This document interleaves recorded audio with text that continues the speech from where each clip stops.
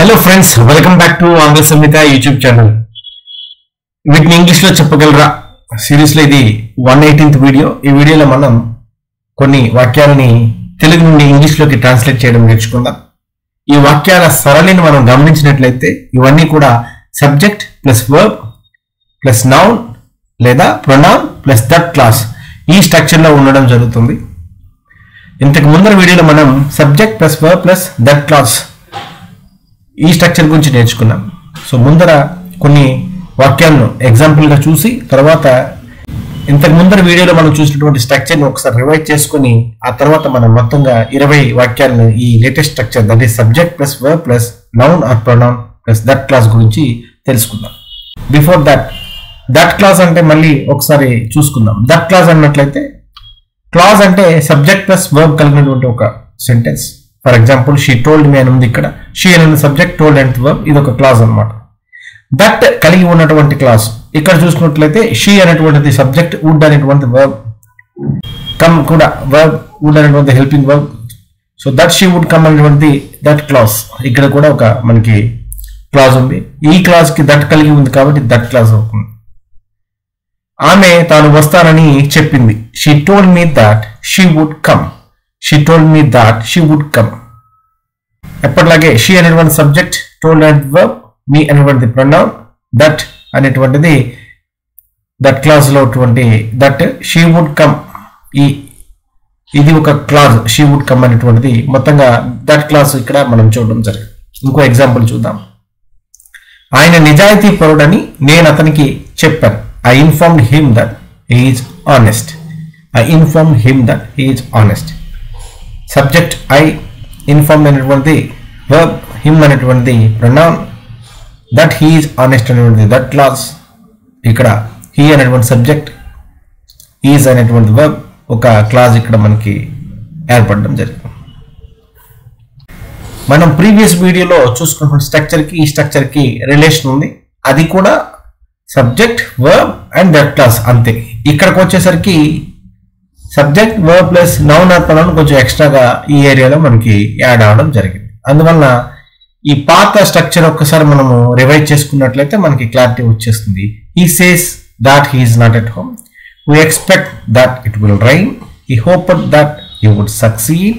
They complained that he has met your uncle. The teacher suggested we should go to the park. Padma admitted he was very busy.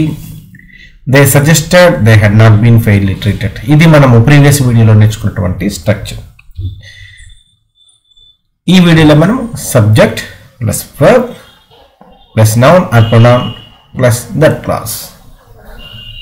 అర్థమైపోయిందండి, బ్రహ్మాండంగా ఉంది అనుకునే వాళ్ళు 1 or 2 sentences ని comment box లో type చేసి మీ అంతటి మీరు ఒక 5 వాక్యాలని నోట్బుక్ లో కానీ లేదా మామూలుగా మీ అంతటి మీరు అనుకున్నా సరే మీకు ఈ స్ట్రక్చర్ మీద అవగాహన వచ్చేస్తుంది. ఇంకా డీటెయిల్ గా వీడియోలోకి వెళ్దాం.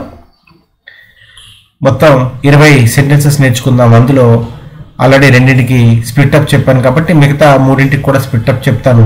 చివరి 15 వాక్యాలకి మీకు కింద ఉన్నటువంటి స్ప్లిట్ అప్ బట్టి మీరు అర్థం చేసుకోవచ్చు. మామూలుగా చూసినా కానీ మీకు ఈజీగానే అర్థమైపోతుంది. ప్రాజెక్ట్ సాధ్యమేనని వారు నాకు హామీ ఇచ్చారు. They assured us that the project is feasible. They assured us that the project is feasible. They అనేటువంటి సబ్జెక్ట్, assured అనేటువంటి verb, as అనేటువంటిది pronoun. That clause that the project is feasible అనేటువంటిది that clause. ప్రాజెక్ట్ అనేటువంటి subject, age అనేటువంటి verb, ఆ విధంగా ఇది ఒక క్లాజ్ అయిందనమాట. తర్వాత మేము సినిమా బాగుందని వారికి తెలియజేసాం. We notified them that the movie was good. We అనేటువంటి సబ్జెక్ట్, నోటిఫైడ్ అనేటువంటి వర్బ్, దెమ్ అనేటువంటి pronoun, that the movie was good అనేటువంటిది దట్ క్లాజ్. తాను యుఎఫ్ఓను చూశానని ఆమెకు తెలియపరిచాడు. యుఎఫ్ఓ అంటే అన్ఐడెంటిఫైడ్ ఫ్లయింగ్ ఆబ్జెక్ట్. పుష్పక విమానం అని అనుకుంటాం మన పురాణాల్లో. స్పేస్ నుండి ఏవో తెలియని ఆబ్జెక్ట్స్ ఎగురుతూ కనిపిస్తుంటాయి. మన స్పేస్ మిషన్స్ లాంటివి. ఆదిత్య 369 సినిమా మీరు చూసినట్లయితే అందులో టైం మిషన్ లాంటిది ఉంటుంది. అలా మనం గుర్తుపట్టని కొన్ని ఆబ్జెక్ట్స్ తిరుగుతూ ఉంటాయి, బహుశా వీటిలో ఏలియన్స్ అంటే గ్రహాంతర వాసులు ఉన్నారేమోనని ఒక అనుమానం అన్నమాట. భూమిలాగే ఇంకెక్కడైనా కూడా మనుషులు ఉండొచ్చు కదా ఈ అంతరిక్షంలో అనేటువంటిది ఒక అంచనా. దీని గురించి ఈ యూఎఫ్ఓల గురించి ఇంగ్లీష్ సినిమాల్లో కూడా వచ్చింది. He reminded her that he saw a UFO. మళ్ళీ ఇక్కడ మీకు డౌట్ వస్తుంది, అండ్ యూతో స్టార్ట్ అయింది కదా, ఏ యూఎఫ్ఓ అన్నారు, యాన్ యూఎఫ్ఓ అన్నారు కదా అని. ఇక్కడ మనం చూసినట్లయితే యూఎఫ్ఓ అనేటువంటిది ఉఫో అని మనం చదవట్లేదండి, యూఎఫ్ఓ అంటున్నాం. యు అనేటువంటిది యా సౌండ్తో వస్తుంది. వై ఒక విధంగా చెప్పాలంటే వైయు అని ఇక్కడ మనం పలుకుతున్నాం. ఉ అన్నట్లయితే అది యాన్ అవుతుంది. ఇక్కడ మనం పలికేది యా సౌండ్. యా మనకి హల్లు కాబట్టి, అంటే కన్సనెంట్ కాబట్టి ఇక్కడ మనకి ఆర్టికల్ ఏ మాత్రమే వస్తుంది. హీ అనేటువంటి సబ్జెక్ట్, రిమైండెడ్ అనేటువంటిది వర్బ్, హెర్ అనేటువంటిది pronoun, that class that he saw AF అనేటువంటి దట్ క్లాస్. హీ అనేటువంటి సబ్జెక్ట్, సా అనేటువంటి వర్బ్, ఒక సబ్జెక్టు వర్బ్ ఉంది కాబట్టి ఇది క్లాస్ అయింది. దట్ కలిపితే దట్ క్లాస్. క్లాస్ అంటే మనకు తెలిస్తే దట్ క్లాస్ అంటే దట్ ప్లస్ క్లాస్, అంతే, అంతకుమించి ఏమీ లేదు. ఈ 5 వాక్యాలను చూసాం కాబట్టి మిగతా వాటిని తెలుగు నుండి ఇంగ్లీష్లోకి మార్చుదాం, ఇదే స్ట్రక్చర్ ఉపయోగించుదాం. ఈ స్ప్లిట్అప్ని మీరు డీటెయిల్గా గ్రీన్ లెటర్లో ఇచ్చాను కాబట్టి ఇందులో చూసి మీరు అర్థం చేసుకునవచ్చును.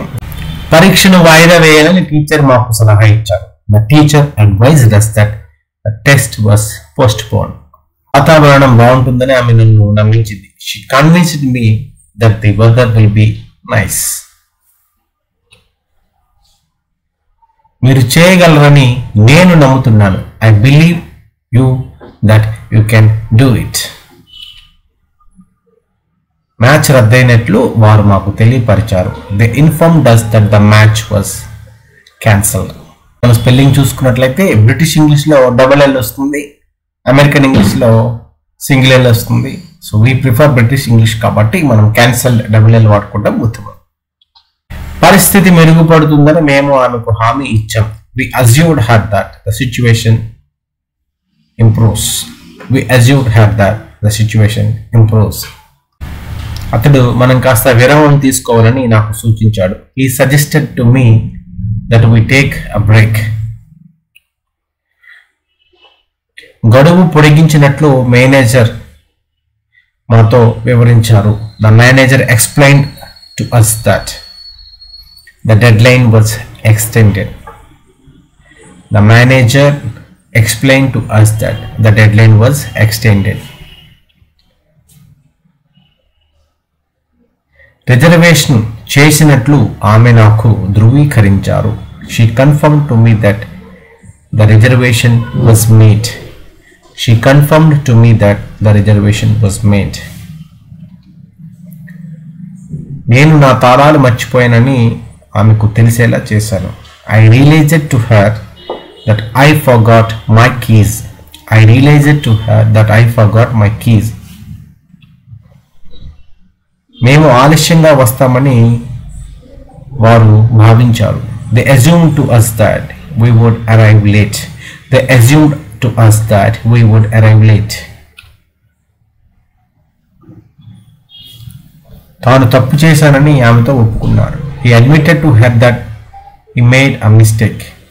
He admitted to her that he made a mistake. Lights వెలిగి ఉన్న విషయాన్ని మేము వారితో తెలియపరిచాము. We noticed to them that the lights were on. We noticed to them that the lights were on. ఆమె విజేత అని మాకు వెల్లడించింది. She revealed to us that she was the winner. పుస్తకం కనిపించడం లేదనే విషయాన్ని అతనికి తెలుసుకునేలా చేశాను. I discovered to him that the book was missing. I discovered to him that the book was missing. లక్ష్యం నెరవేరిందని వారు మాకు ప్రకటించారు. They declared to us that the mission was successful.